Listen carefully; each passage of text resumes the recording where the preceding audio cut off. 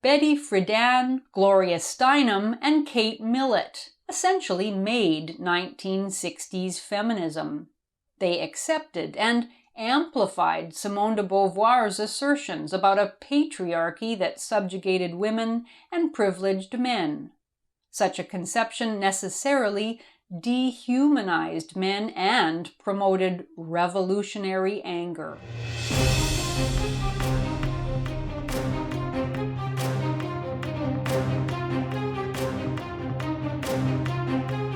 I'm Janice Fiamengo, and this is the Fiamengo File 2.0. We have seen that far from being a new phenomenon, feminism was already a force to be reckoned with by the mid-20th century. It had flexed its power at the turn of the century in winning women's political rights. It had infiltrated international organizations such as the League of Nations and later the United Nations. Its narratives of female victimhood and male sexual brutality were becoming more widely accepted. By the 1950s, the time was ripe for a general assault on traditional mores in America. Criticisms of capitalism and consumer culture were being developed in American universities by new left academics such as political theorist Herbert Marcuse and sociologist Charles Wright Mills. The major themes of feminism, centuries of oppression, and gender as a social construct, had been given an intellectual gloss in the resentful treatises of English novelist Virginia Woolf and Parisian existentialist Simone de Beauvoir. Enter three highly educated American women who would translate feminist theory into popular narratives of rebellion that led to the Take Back the Night marches and the abortion advocacy that were to characterize feminism's so-called second wave. These three authors gained so much national and international acclaim that the truth of their words or lack thereof hardly mattered. Published in 1963, Betty Friedan's blockbuster, The Feminine Mystique, was an elaborate fabrication dressed up as Friedan's personal story. Friedan complained in the book that after gaining the vote and professional opportunities, American women had been forced back into domesticity by a propaganda campaign of unmatched ferocity. The Feminine Mystique, as she called it, allegedly told women that their only possible destiny was the career of wife, mother, homemaker. Quote, housework, washing dishes, and diaper changing had to be dressed up by the new mystique to become equal to splitting atoms and penetrating outer space, she wrote in disgust. Yet despite authoritative-sounding pronouncements by psychiatrists and sociologists and women's magazines, it wasn't working, Friedan claimed, not for countless women living lives of quiet desperation. Well, they were literally countless because Friedan never attempted to count them, simply asserting that they were everywhere. Women bored, frustrated, and lost, she said, possessed by a deep yearning for something more. Friedan called their discontent, quote, the problem that has no name. And to emphasize its severity, she wrote of a, quote, high incidence of emotional breakdown and suicide among women in their 20s and 30s, end quote. Though, again, she didn't give readers any numbers, making it impossible to know how many women were actually driven to end their lives by the experience of greater prosperity and security than had ever existed before. Friedan scoffed at those who were skeptical of her thesis. One could be unhappy even in the midst of plenty, she stressed, telling readers that the suburban woman's home was, quote, in reality, a comfortable concentration camp in which women were, quote, suffering a slow death of mind and spirit, end quote. Only a quote, self-chosen purpose, in other words, a career outside the home and one's children raised by others, could save these suffering suburbanites. Friedan claimed to know what she was writing about because she had lived it. She said that her then boyfriend had persuaded her years back to give up her PhD scholarship and her planned career, and as a result, she said, quote, "For years afterward, I could not read a word of the science that once I had thought of as my future life's work. The reminder of its loss was too painful," end quote. She found herself trapped in the domestic dead end of suburbia like all those other female POWs. Quote, "I married, had children, lived according to the feminine mystique as a suburban housewife. But still the question haunted me. I could sense no purpose in my life," end quote. Some of us might be less than moved by Friedan's portrait of alleged despair. Was it really so terrible to be, as she said, raising children and working part-time as a magazine writer? Friedan's entire book rested on the preposterous idea that men's work lives, in contrast, were deeply fulfilling. It turns out, however, that Friedan's self-description was a fabrication. Friedan was never a housewife and wasn't for a moment captivated by the feminine mystique or haunted by a sense of lost purpose. She was, as her admiring biographer Daniel Horowitz has amply documented, a communist organizer and paid propagandist committed to labor agitation and to fomenting radicalism amongst American women. Her husband Carl allegedly complained that she never stayed at home with their children and left all the housework to their maid.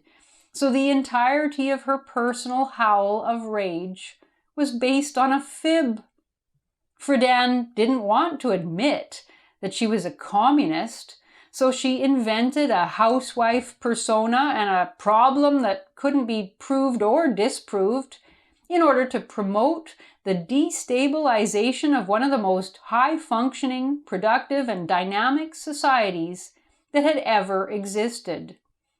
That it was ready to be destabilized tells us something about the perils of prosperity and the power of comfortable but discontented women.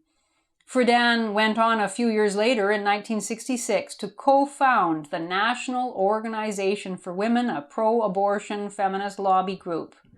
As a prickly, often unpleasant personality, she never confessed to her lie. In the same year that the feminine mystique was exploding like a red bomb, another woman, Gloria Steinem, was crafting her own compelling story, also not accurate, about the plight of young women in an allegedly predatory world. Almost none of the women profiled in Steinem's story were bored housewives. They were bunnies working at Hugh Hefner's Playboy Club in New York City, which was one of a number of such clubs that Hefner was marketing mainly to middle-aged businessmen wanting to be served drinks by pretty girls dressed in tight outfits and bunny ears. Steinem, like Friedan, a graduate of the illustrious Smith College, though she was more than a decade younger than Friedan, assumed the name Marie Catherine Oakes and subtracted 4 years from her age to become a 24-year-old server at the Playboy Club for about 3 weeks, and the expose that she wrote was published as A Bunny's Tale, a long double feature published in Show magazine. Steinem had clearly hoped and expected to discover horrors at the Playboy Club. Women pressured to have sex with club members, or women verbally abused by misogynistic men. But her experience was quite mundane. The work was highly regulated, as one would expect for a position in which image was everything, and the shifts were exhausting. Long hours spent on painful, swelling feet in a too-tight outfit, regulation 3-inch heels, and a stuffed bodice. But there was no sex with customers. Customers weren't even allowed to touch the girls, and aside from offers of dates from the mostly paunchy and balding club members, there was nothing unpleasant. The pay was never as good as advertised, and there were demerit points for having a tear in one's stockings or a bedraggled pufftail, but about the worst that could be said of the job was that it was no more glamorous than waitressing.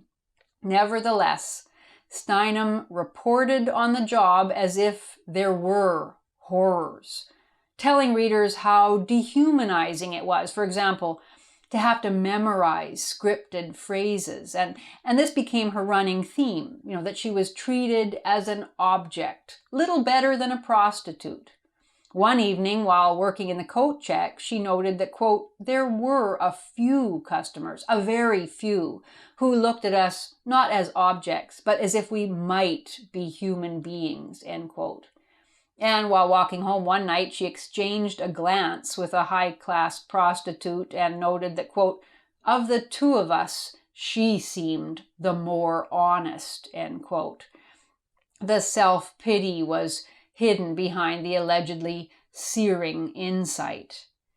Ultimately, what Steinem decided to emphasize about the story, and the meaning that it's been given ever since, was that the techniques taught and the interactions between male customers and female servers were archetypal of male-female relations as a whole. As she said, all women are bunnies, end quote.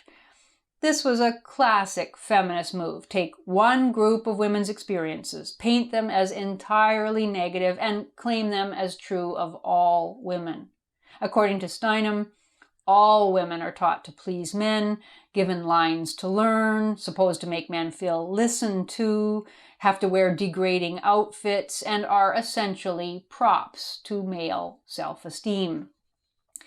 That these weren't the reality of Steinem's life mattered not at all. That men came to the Playboy Club precisely because it offered a fantasy different from the rest of their humdrum businessmen's lives, in which they were mostly undesired and untitillated, also didn't matter.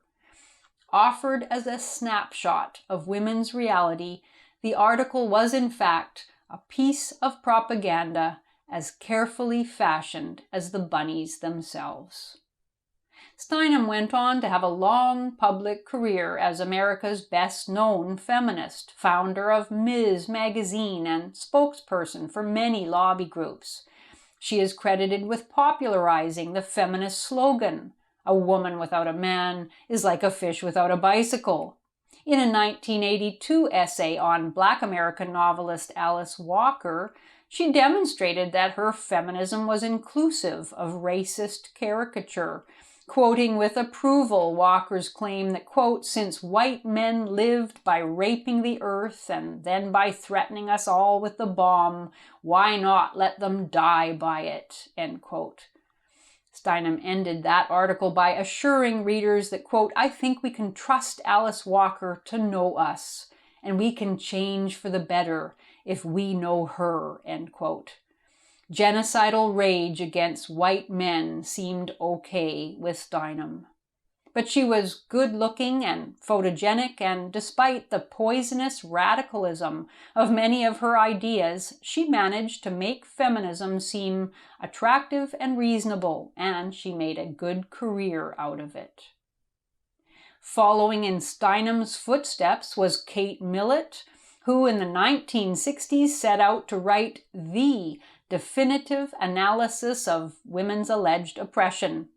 What began as her PhD thesis at Columbia University was eventually published in 1970 as Sexual Politics, called the Bible of the women's movement.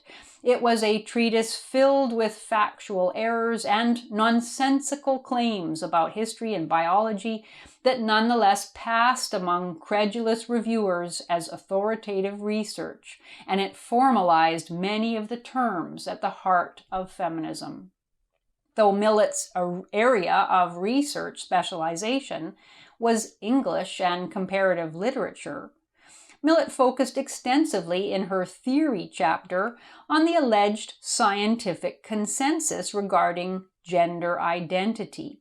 She claimed in a footnote without attribution that, quote, "The best medical research points to the conclusion that sexual stereotypes have no basis in biology," end quote.